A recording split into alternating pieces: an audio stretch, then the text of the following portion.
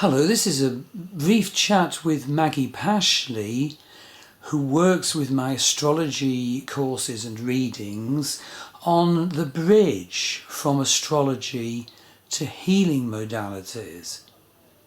Astrology can be so valuable in identifying our life scripts and what predictive periods we'll be going through. But some of those predictive periods can be quite special and difficult death and rebirth type experiences. For example, classically in Vedic astrology, when Saturn goes through the 8th house from the natal moon, Ashtamashani.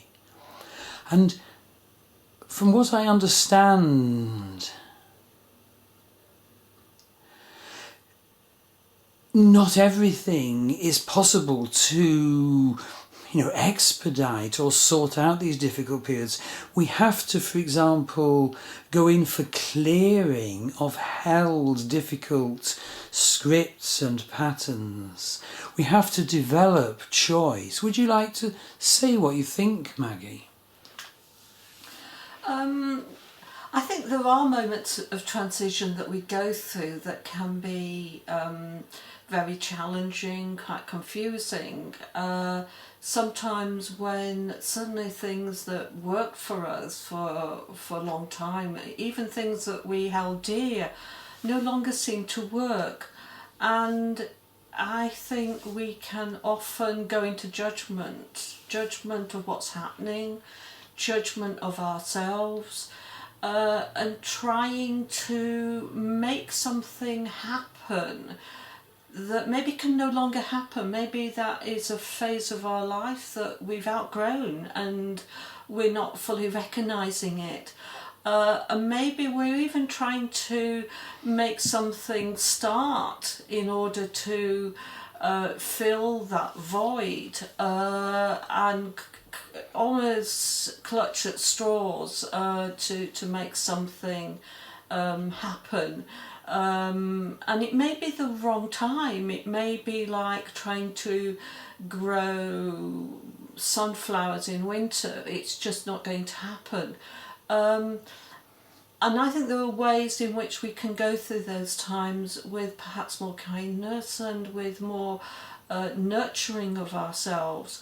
So maybe the techniques that I possibly would use are things like many of the things I do myself: EFT, body code, access bars, access body processes, things that I think especially body work can be very helpful during these times, because it's very, very nurturing and we're not trying to force anything to happen. And if we can begin to stop judging ourselves or what's happening, and maybe just begin to open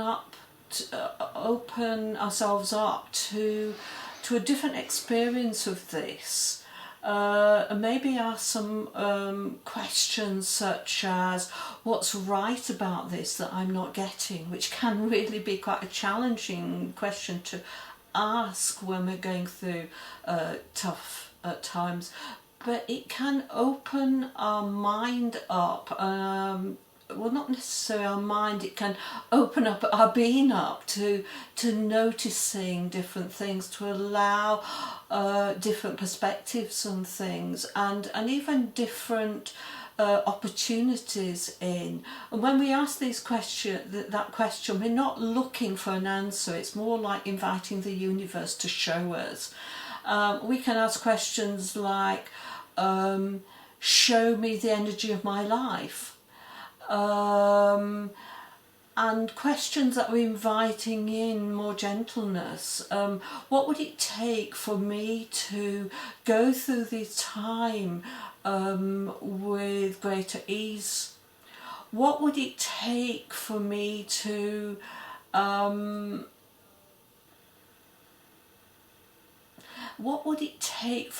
use the energy of this time in a way that contributes to my life. So rather than fighting against the stream, we're actually allowing the stream to carry us.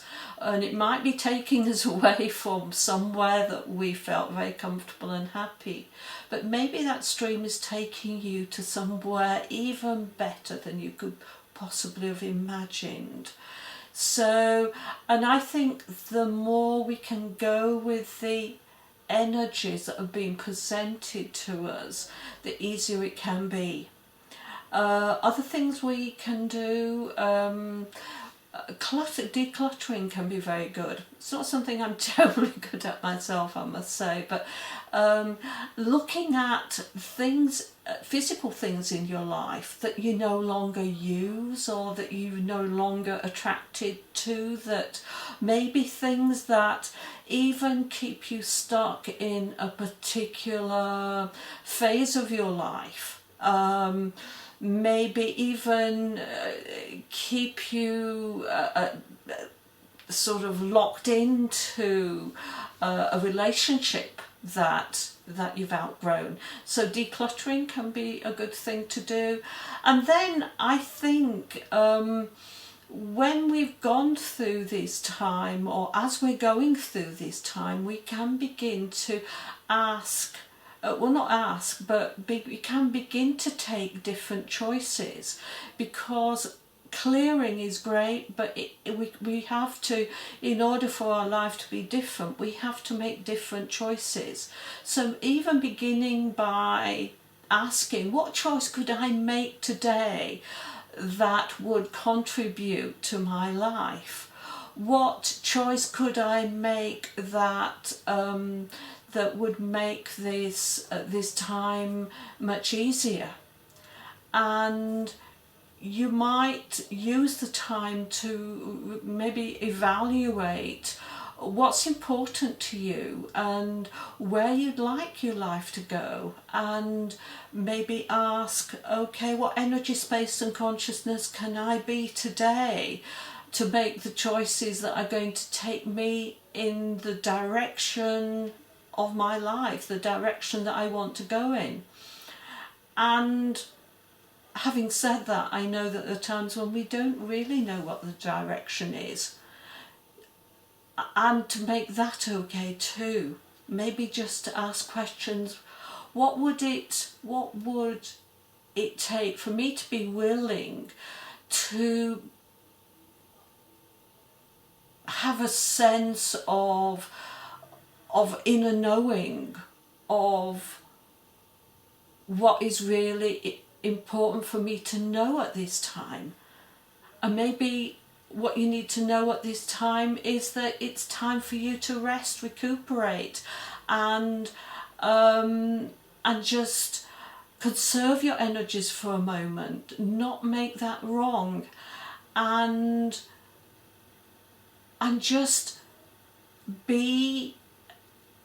I think to be in a place of non-judgment is very, very helpful, and to keep making those choices that you feel impelled to make, that you might even be resisting, because when you make that choice that maybe you have been putting off, by making that choice, you grow. You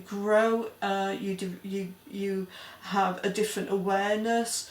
You have, and you move your life on. You grow as a person. You, and the thing that you felt was very, very difficult suddenly becomes something that turns into a gift. Something that becomes. Something that turns your life around, to give you new renewed energy and new renewed life. So those are just a few of my off-the-cuff thoughts, Michael. Yes. Well, thank you. I felt that was moving and helpful. I mean, what I would say is that I combine Western astrology with Vedic astrology, and, you know, I offer that through readings and through worldwide courses. the insight you can get is immense. A very specific thing is like, well, what will the effect be on my mind of when the moon is in a particular sign? Some signs, our astrology says, we are very supported to deal with moon and mind issues. Other signs very weak. It's helpful to know that. And then there are the very big things. The 7.5 year period of Sade Sate, when Saturn travels over the natal moon. The 2.5 year period of Ashtamashani, when Saturn goes through the 8th house from moon. Looking at the actual inherent strengths and weaknesses within our chart, using a vast range of analytic techniques, and then not just sticking at the level of declaration, but moving on to healing and empowerment. So my astrology readings website is starwheelastrology.com. Western astrology course is enlightenedastrology.com, and my Vedic astrology course is mastervedicastrology.com. And Maggie, you have a number of websites. Is there any particular you choose to share your methods? Probably the easiest one to remember, and the one that's got everything on it anyway, is maggiepashley.com.